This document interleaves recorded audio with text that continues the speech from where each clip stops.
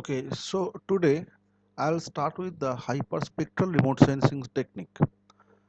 So hyperspectral remote sensing system is the most modern remote sensing system, and very complex spectral informations can be identified from this hyperspectral remote sensing system or hyperspectral remote sensing technique.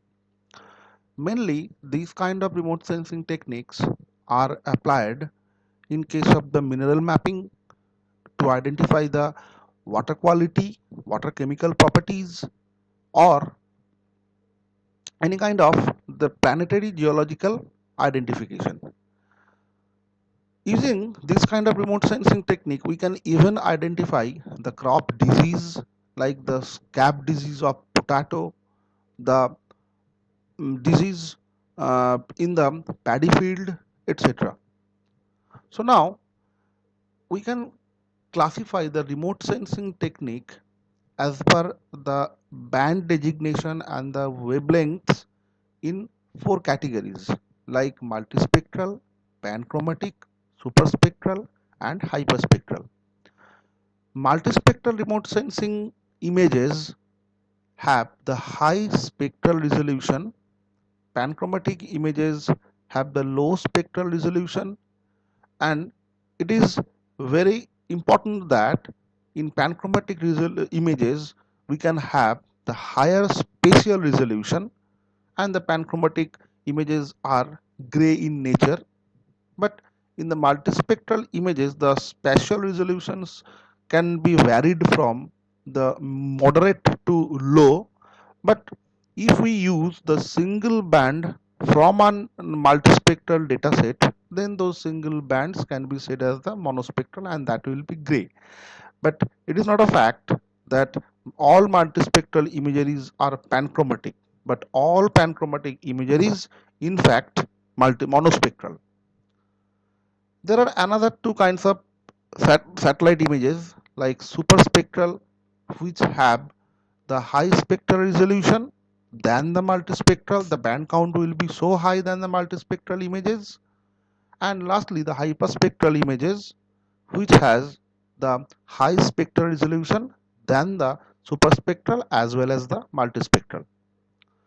And in case of the hyperspectral remote sensing images, we can get numerous amounts of the bands in nanometer scale.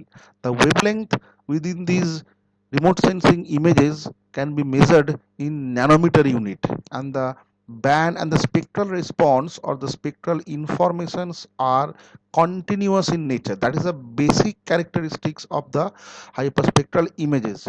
Whereas in case of the superspectral and in case of the multispectral, we cannot get this kind of the continuity or the contiguous nature of the bands. The example of the multispectral remote sensing images are the Landsat series of satellite, IRS series of satellites, SPOT satellites, etc.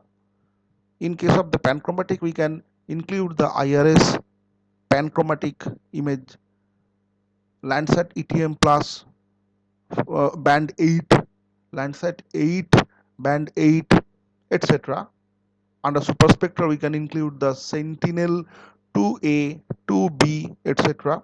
And it is very important that Sentinel 1 is basically the microwave image. And under hyperspectral, we can include very commonly the Hyperion, the Cassie, etc. It is a fact that most multispectral imagers means the sensor or the instrument which can produce the image, that is called imager. So most multispectral imagers like Landsat sensors, SPOT sensors, IRS sensors, Aster sensors, etc. measure the reflectance of the Earth's surfacial materials at a few wavelength bands, and till we have got um, 12 bands for the Landsat 8, and for ALI means Advanced Land Imager Sensor, we can get 10 bands. But in case of the hyperspectral imagers, they measure the reflected energy as a series of narrow and contiguous or continuous wavelength bands with much finer spectral resolution. But if in case of the multispectral or the superspectral, the spectral resolutions are coarser, comparatively coarser. But it is also a true fact that rather than the multispectral, the superspectral image spectral resolutions are finer. Okay, in case of the hyperspectral, the larger sampling of the pixel provides a great increase in information. That means from hyperspectral sensor or the hyperspectral images, we can get ample amount or diffuse amount of the informations per pixels than the multispectral and the superspectral. And the hyperspectral remote sensing system or the hyperspectral remote sensing imager or the imaging spectroscopy.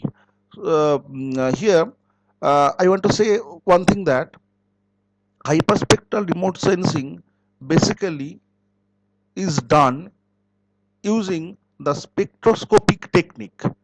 So the hyperspectral instruments can be said as the imaging spectrometer. Okay, so hyperspectral remote sensing system or imaging spectroscopy is such a technology that can provide detailed spectral informations from every pixel in an image. But it is a fact that in case of the hyperspectral images, as the pixels can give detailed spectral informations per object of the earth surface, we can get the spectral fuzziness. The spectral fuzziness is so prominent over here, and due to the high spectral resolutions, means due to numbers of bands, huge amounts of bands, the spectral mixings are so prominent, are so predominant in this kind of images. So the technicalities or the image processing technicalities are so complex within this. So in this respect, we can get some differences between multispectral image and the hyperspectral images. Like in case of the multispectral images, we can get the spectral gaps. Likewise, we can get the spectral gaps in case of the thermal band within this multispectral remote sensing dataset. But in case of the hyperspectral images, we cannot get any kind of the spectral gaps. The multispectral images, in the multispectral images, the spectral bands are separated from each other. We cannot get the contiguity or the continuity. If you read the spectral width of the bands in a multispectral image or in a multispectral system, then you can get these kind of the separations between the bands. But in case of the hyperspectral images, you cannot get the spectral band separations. As an example, you can say that suppose for a band the width is 0.4 to 0.51, and next band can be started from 0.54 to 0.6. So in between of these two bands we can get a separations. But if it is in case of the hyperspectral, then we cannot get this kind of the gaps. Likewise, if a band is started from 0.4 to 0.51, then the next band will be started from the 0.51 to 0.6. So that is the actual thing. In multispectral images, the bandwidths are so wider, but in case of the hyperspectral images, the bandwidths are so narrower, like 10 nanometer or 5 nanometer. And as the bandwidth is measured in nanometer scale, then we can easily say that the spectral bands have some narrowness, bands widths have some narrowness,